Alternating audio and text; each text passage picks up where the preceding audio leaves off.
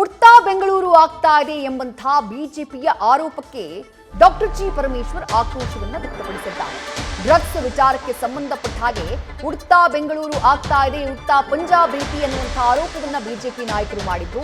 ಇದಕ್ಕೆ ಸಂಬಂಧಪಟ್ಟಂತೆ ರಿಯಾಕ್ಟ್ ಮಾಡಿರುವಂತಹ ಗೃಹ ಸಚಿವ ಡಾಕ್ಟರ್ ಜಿ ಪರಮೇಶ್ವರ್ ಬಿಜೆಪಿ ನಾಯಕರು ಈ ರೀತಿಯಾಗಿ ಮಾತನಾಡಬಾರದು ಅಂತ ಆಕ್ರೋಶ ವ್ಯಕ್ತಪಡಿಸಿದ್ದಾರೆ.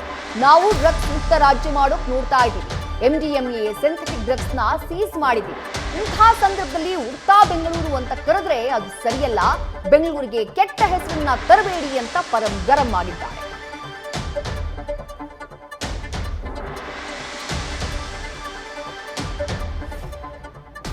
ಆದಷ್ಟು ಇಂಥವನ್ನೆಲ್ಲ ಮಾತಾಡದೇ ಇದ್ರೆ ಭಾಳ ಒಳ್ಳೆಯದು.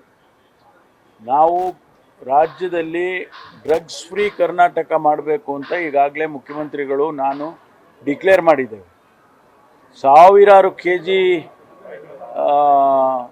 ಗಾಂಜಾ ಸೀಸ್ ಮಾಡಿದ್ದೇವೆ. MDMA ಸಿಂಥೆಟಿಕ್ ಡ್ರಗ್ಸ್ನೆಲ್ಲ ಅತ್ಯಂತ ಹೆಚ್ಚು ಬೆಲೆ ಬಾಳ್ತಕ್ಕಂಥ ಸಿಂಥೆಟಿಕ್ ಡ್ರಗ್ಸ್ನೆಲ್ಲ ಸೀಸ್ ಮಾಡಿದ್ದೇವೆ. ಅನೇಕ ಜನ ಫಾರಿನ್ ಸ್ಟೂಡೆಂಟ್ಸು ಇಲ್ಲಿ